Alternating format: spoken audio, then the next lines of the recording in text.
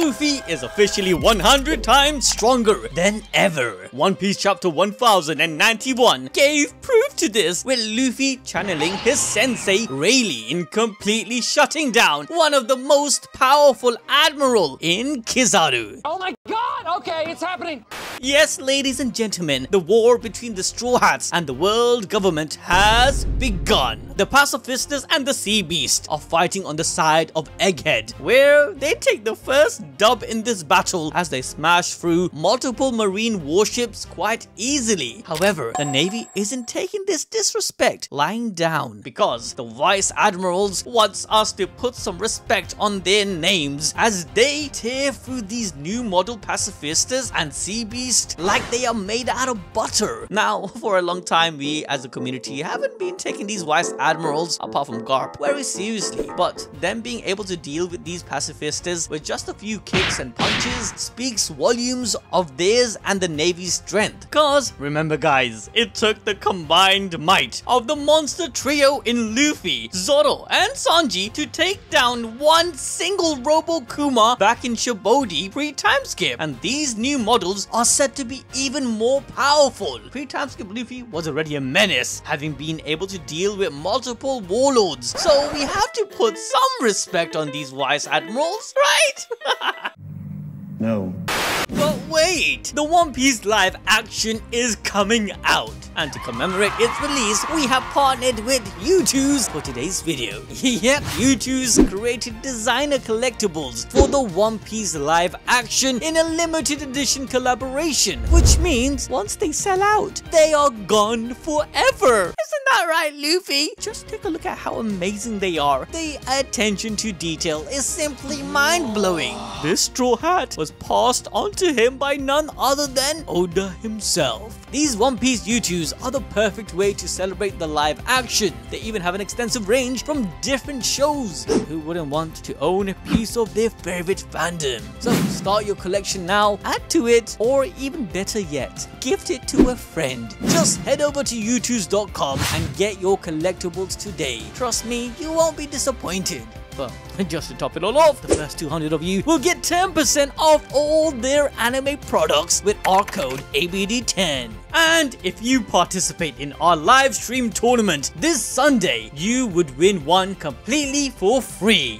Now, even if these Vice Admirals manages to defeat the Sea Beast and pacifistas, there is still the issue of the near impenetrable laser barrier of Egghead Island, as told to us by Vegapunk, until Usopp spots something on the monitor that makes him shit his pants. Kizaru, with his light man power, has just entered Egghead Island and has confronted Sentomaru. Sadly, this causes Vegapunk's heart to be absolutely crushed, because both Kizaru and Sentomaru are one of the closest people to him, especially Sentomaru, who calls him Grandpa. So Vegapunk cries to himself, saying that he would understand and forgive his bodyguard if he chooses to flee, because to Sentomaru, Kizaru is family as well. This is pretty sad. We do not care. Okay, yeah, you're right. But we cut to the battle where Kizaru, whilst firing lasers, asks Sentomaru one more time to surrender, but he won't yield. So instead, Kizaru replies with his Yasakani no Magatama. Yep, this attack fires a barrage of light beams straight at his opponents, causing Sentomaru to run for his life. Sentomaru says that he isn't just fueled by his duty to protect Vegapunk, but also by the promise he made to Luffy about helping them escape with Stella. And if you're thinking why the hell is Sentomaru so attached to Vegapunk, then Oda delivered, letting us know that he owes a huge debt to this old scientist. Although we did get a flashback to the past in this chapter, Oda had already spoken of Sentomaru's past in the SBS of volume 106. There we learned that as a child, Sentomaru was a violent and hungry delinquent who made trouble in his hometown, which caused him to become an outcast, banished to the mountains. Child Sentomaru was so broken, in fact, he made Khabib look like his son, as in the mountains, with a sumo technique, he was smacking up bears left, right, and center, causing them to flee to the villages down below. This in turn brought the help of Kizaru and Vegapunk, who visited so his weapons could drive away the wild bears. In this chapter, we get a continuation of that, where Sentomaru calls the villagers wimps, saying that he's tough and he doesn't get hungry or anything like that, and asks Vegapunk for a job so he could, he wants to get paid so he could buy some food. Sentomaru's quest to buy some onigiris with the money he earns made both Kizaru and Vegapunk laugh, so he asks the young boy to become his bodyguard. But in order to fulfill his duties of protecting the scientists, Sentomaru needed training, and what better man to train him than a future admiral in Kizaru, giving us even more depth to this current battle, which happens to be a fight between a sensei and student, just like another battle we saw back in Fullerled Island with Garp and Kuzan. However, unlike that battle where the student bested the sensei, albeit with a little interference, you know what I'm saying, this battle, well, how do I put it?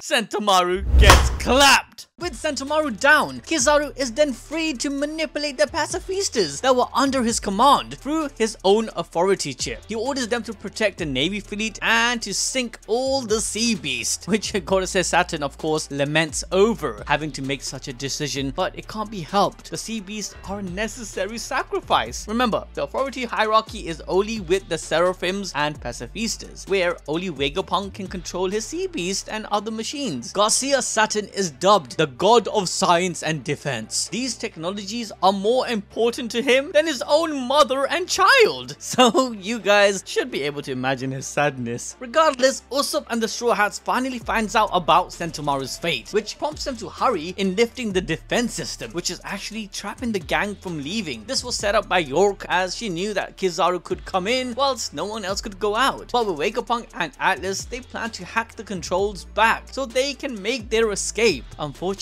since Kizaru is made out of light, he makes light work of the distance between him and the Straw Hats by zooming up towards them. The Straw Hats are quite nervous because of the PTSD they suffered from Shibodi, where Kizaru absolutely decimated them like they were ants. However, a thing to note is that there is a clear contrast between Egghead and Shibodi, where one, they are both intermediary islands before their next and true destination. And much like Shibodi, in Egghead, the Marines were called in to apprehend the Straw Hats, with Admiral Kizaru at the front lines. We also had Sentomaru's introduction at the archipelago island, and in this island, we have his departure.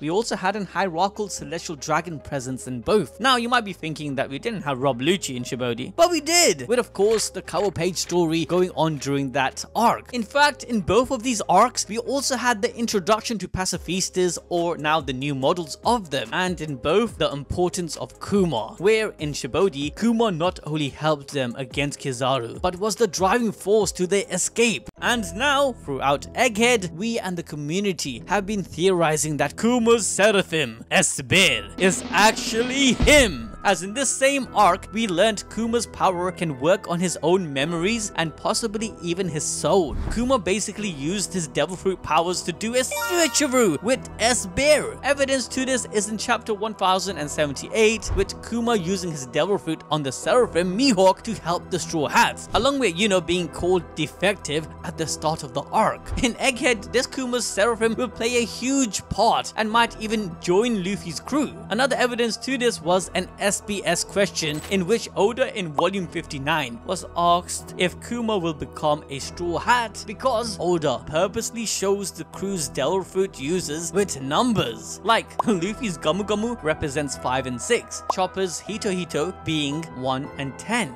Robin's Hana Hana being 8 and 7, Brook's Yomi Yomi being 4 and 3, where the last two numbers 9 and 2 are missing. The Nikyu fruit fills this hole, meaning either Kuma dies and his fruit goes to someone in the crew, or, yep, he just became an honorary part of the Straw Hats. So, all in all, Shibodi and Egghead are two sides of the same coin. However, the main difference between these two arcs is the outcome and the destination. Whilst in Shibodi, Kizaru literally bodied the Straw Hats, in Egghead, we will see the inverse of this. Likewise, the destination what followed Shibodi was supposed to be Fishman Island, with the Straw Hats going below and down. Whereas, to parallel this, the Straw Hat will now fly up and above Egghead Island to make their escape from the Marines, which is their plan. And like this inverse, we have two destinations, Fishman Island and Elbaf. Knowing the connection between the two, we can deduce the secrets that are to be found. Both countries are governed by a king, one being Neptune and the other being Loki.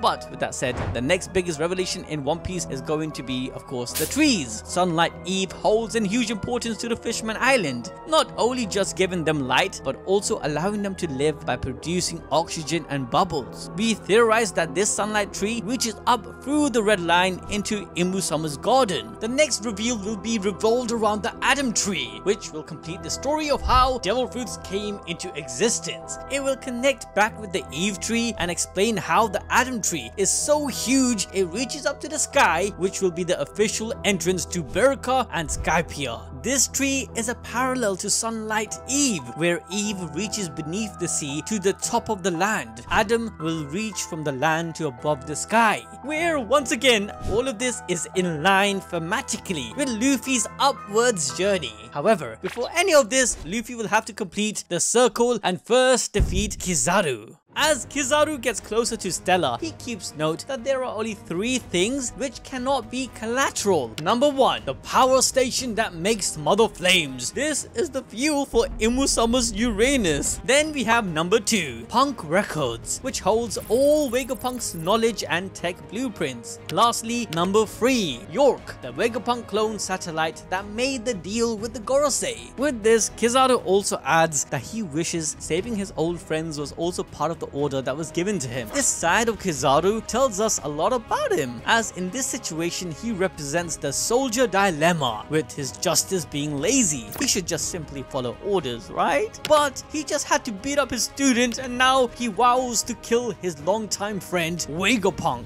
The weight of this situation isn't lost on him though, as we get to see a sad expression on his usual laid back face. But on top of all of this madness, with everyone scrambling to react to the emergence of Kizaru, Lucci, the king of rats, jumps in to assassinate Vegapunk. But Stussy spots his flying bird and comes in to take the hit herself. Honestly, this heroic act by Stussy to save Stella says a lot about the kind man Vegapunk is, because not only is Sentomaru ready to throw his life for him, but Stussy, who's a mere clone and a CP0 agent, is willing to put her life on the line too. I feel like the events of this chapter finally disproves those crazy theories which were floating around about Vegapunk being evil. He's not evil, you guys, he's just a humble scientist. However, seeing this action, the Straw Hats waste no time, because Sanji grabs his bubble gun from Nami and traps Kaku inside of it before he can even make a move. Lucci not revealing his plan to Tom might be got to do with,